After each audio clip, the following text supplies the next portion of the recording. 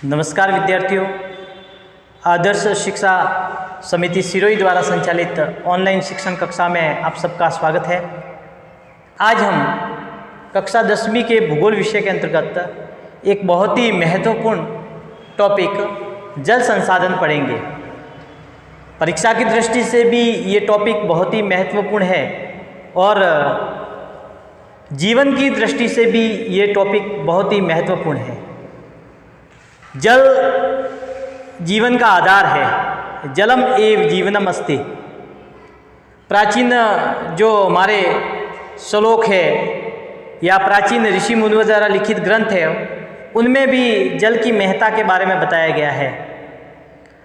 मानव रखना याद तू, जल जीवन का मूल, बूंद बूंद संभालना, रखना यही उसूल।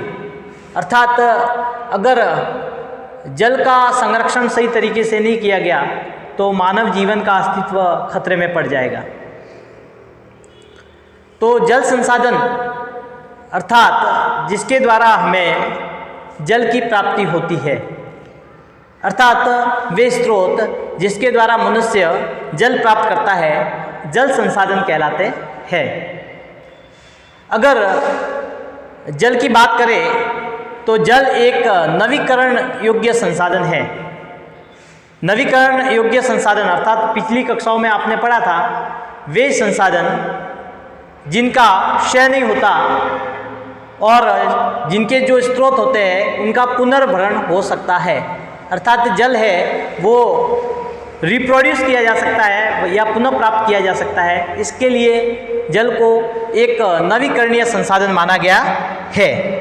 जैसा कि हम यहाँ एक चित्र के माध्यम से समझ सकते हैं, सूर्य जो हमें ऊष्मा देता है, सूर्य का प्रकाश जब पृथ्वी पे गिरता है तो जो नदी नाले होते हैं उनका वाष्प के रूप में जो जल होता है वो ऊपर उठता है। ऊपर उठकर बादलों का निर्माण होता है।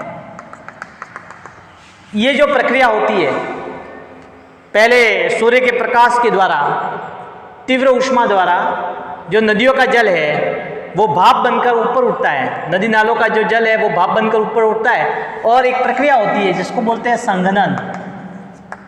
ये प्रश्न भी कई बार परीक्षा में आता है। संघनन की जो प्रोसीजर होती है, प्रक्रिया होती है, उसके द्वारा बादल बनते हैं और बादल में से फिर वापस बूंदाबांदी के रूप में जल वापस धरती पर आता है। तो इस प्रकार की जो ये प्रक्रिया है, संघनन की प्रक्रिया, इसके द्वारा जल का जो जल चक्र है वो चलता रहता है और जल पुनः प्राप्त होता रहता है।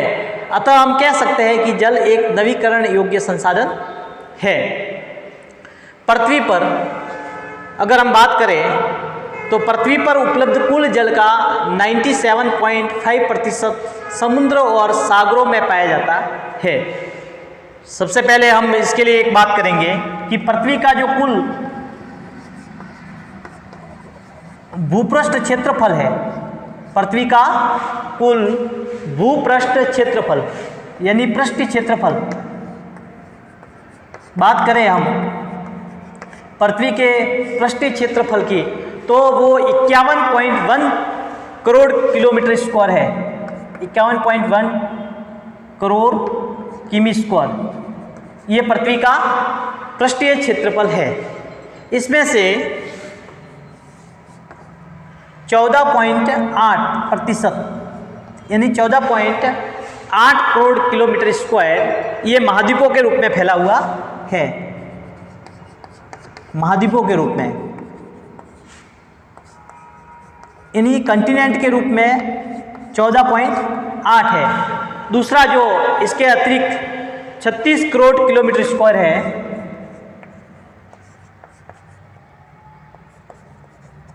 ये महासागरों के रूप में है।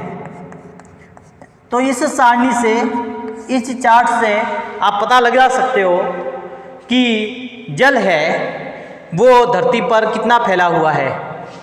अगर बात करें ये हमारी पृथ्वी है तो 3/4 भाग पर जल है। अर्थात अगर पृथ्वी को हम 4 बराबर भागों में बांटें तो ये भाग भी जल है, ये भाग भी जल है, ये भाग भी जल है, एक भाग थल है। अर्थात 3/4 भाग जल है।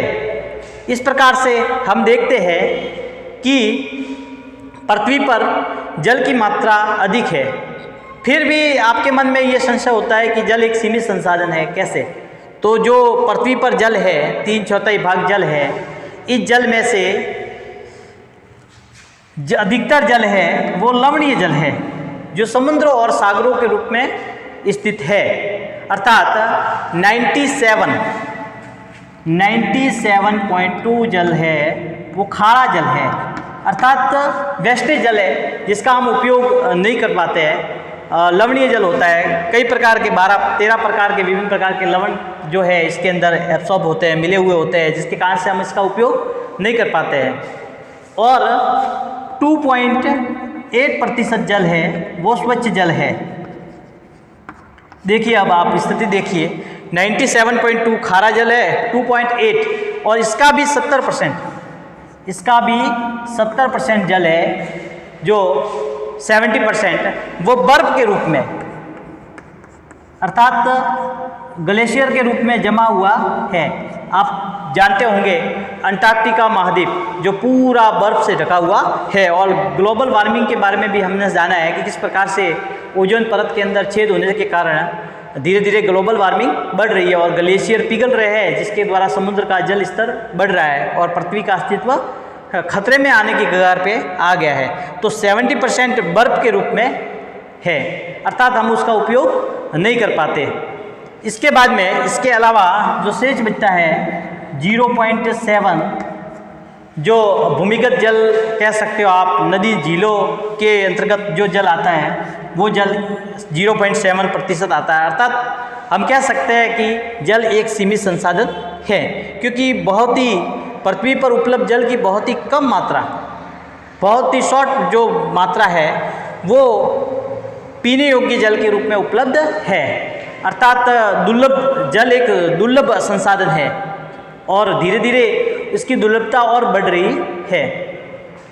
तो इस प्रकार से और हमारे यहाँ पे जो वर्षा का वितरण है वो भी असमान है। पृथ्वी पर वर्षा का वितरण असमान है। कई कई देश है जहाँ पे हमेशा अत्यधिक बारिश होती है, लेकिन भारत जैसा देश जहाँ पे कुछ क्षेत्र में बारिश पर्याप्त होती है लेकिन कुछ जगह सूखा रहता है। पूरे विश्व की कुल वर्षा का 4% हिस्सा ही भारत में होता है बारिश का। अर्थात भारत में बारिश की कमी है, कई भाग है वो बिल्कुल शुष्क है, तो कई भागों में अत्यधिक बारिश होती है। जैसा कि हम अनुमान लगा सकते हैं कि भारत के अंतर्गत मासिनराम जो मेघालय राज्य के अंतर्गत आया हुआ स्थान विश्व का सर्वाधिक वर्षा वाला स्थान है। विश्व का सर्वाधिक वर्षा वाला स्थान है। सर्वाधिक वर्षा वाला विश्व का स्थान भारत में स्थित है। मासिनराम मेघालय के अंतर्गत विश्व का सर्वाधिक वर्षा वाला स्थान। इसी प्रकार से अगर हम बात करें शुष्क भाग की, तो राजस्थान का शुष्क मरुस्थल जहाँ पे बिल्कुल कम बारिश होती है। तो इस प्रकार से भारत में बारिश की भी कमी है। कुछ भाग है वहाँ पे अत्यधिक बारिश होती है, यानी अतिवृष्टि, बाढ़ जैसी स्थिति हो जाती है। असम और पूर्वोत्तर राज्यों में आप देखते होंगे कई राज्यों में बाढ़ की स्थिति हो जाती है। इसी प्रकार से राजस्थान के अंतर्गत शुष्क मरुस्थल है, थार का मरुस्थल है, वहाँ पे पानी की बूंद बूंद के लिए लोग तरसते हैं। अब हम पढ़ेंगे जल दुर्लभता और जल संरक्षण एवं प्रबंधन की आवश्यकता। आज वर्तमान में सरकार के सामने हो या आम मनुष्य के सामने हो, सबसे जो विकट समस्या आ रही है वो जल दुर्लभता की आ रही है। कह रहे हैं कि अनुमान लगाया जा रहा है कि 2025 में भारत में 20 करोड़ लोग हैं वो जल संकट से जूझेंगे। अर्थात स्थिति बहुत ही विकट आने वाली है। अगर अब भी हम नहीं संभले तो स्थिति बहुत ही कठिन हो जाएगी और कई सारे लोग प्यास के कारण मर जाएंगे। स्थिति बहुत ही विकट होने वाली है। तो जल दुर्लभता और जल संरक्षण प्रबंधन की आवश्यकता क्यों पड़ी? इसके लिए सरकार द्वारा भी कई सारे प्रयास किए जा रहे हैं, उसके समुदाय द्वारा भी कई सारे प्रयास किए जा रहे हैं। तो इस प्रकार से जल दुर्लभता होती क्या है? तो मांग के अनुसार जल की पूर्ति न हो पाना जल दुर्लभता कहलाता है। एक उदाहरण के द्वारा समझे, अर्थात 10 लोग हैं तो अगर उनको पानी पीना है तो 10 गिलास की आवश्यकता पड़ेगी, लेकिन उपलब्ध जो गिलास है वो 8 ही है, तो यहाँ पे जल संकट पैदा हो जाएगा, यानी जल दुर्लभता हो जाएगी। अब जल दुर्लभता के कारण क्या क्या है, तो हम सब आपने देखा होगा जब हमारा देश 15 अगस्त 1947 को आज़ाद हुआ था, आज़ाद होने के बाद में, स्वतंत्र होने के बाद में देश में औद्योगिकरण को बहुत ही तेज़ी से बढ़ावा मिला। भारत में उद्योग धंधों की स्थापना हुई और औद्योगिकरण होने लगा। इस औद्योगिकरण के फलस्वरूप विभिन्न प्रकार के जो उद्योग धंधे हैं उनको खोलने के लिए जल की आवश्यकता पड़ी, और जल की आवश्यकता पड़ने के कारण धीरे धीरे जल का जो उपयोग है वो बढ़ा, और जल का उपयोग बढ़ने के कारण जल दुर्लभता हुई, अर्थात लोगों को जल कम मिलने लगा, क्योंकि उद्योग धंधों में विभिन्न प्रकार के कारखाने खोलते हैं, फैक्ट्रियाँ खुलती है, उसके अंदर भी जल का बहुत उपयोग होता है।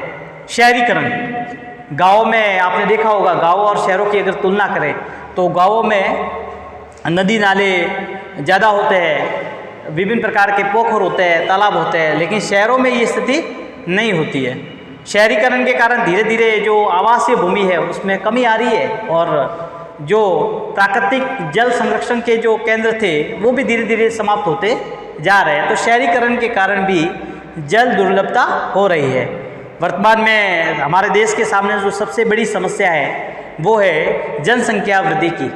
लोग बढ़ रहे हैं। एक उदाहरण के माध्यम से हम समझते हैं कि 2 परिवार है, अगर एक परिवार में 5 लोग रहते हैं तो उनको जल की आवश्यकता कम होगी। अगर उनके घर में छोटा सा टांका है तो भी वो जल ज़्यादा चलेगा, पानी की आवश्यकता कम होगी। लेकिन जनसंख्या बढ़ने के बाद अगर कोई परिवार 20 लोगों का है तो उसमें बड़ा टांका होगा तो भी वो जल होगा, जल जल्दी समाप्त हो जाएगा और जल की और आवश्यकता होगी, डिमांडेबल हो जाएगा जल। इस प्रकार से जनसंख्या वृद्धि के कारण से भी जल है वो दुर्लभ श्रेणी में आ गया है। आपने देखा होगा कि विभिन्न प्रकार के औद्योगिक कल कारखानों से निकला हुआ जो रसायन है वो विभिन्न प्रकार के जल सोर्सेज होते हैं, जल स्रोत होते हैं, उनके अंदर मिल जाता है और जल को प्रदूषित कर देता है, और वो जल है वो पीने योग्य नहीं रहता होगा। आपने देखा है कि शहर के बीचों बीच कोई तालाब है तो वो बहुत ही गंदा है या प्रदूषित है, क्योंकि शहर भर का कचरा होता है, लोग उसके अंदर ही डालते हैं। अपशिष्ट और विभिन्न प्रकार की जो अपशिष्ट चीज़ें हैं वो भी वह जल में डाली जाती है, मवेशी भी वही जल में बैठते हैं। इस प्रकार से जल प्रदूषण के द्वारा भी जल की स्थिति भयावह हो रही है, जल कम पड़ रहा है। विभिन्न वर्तमान में जनसंख्या वृद्धि के कारण से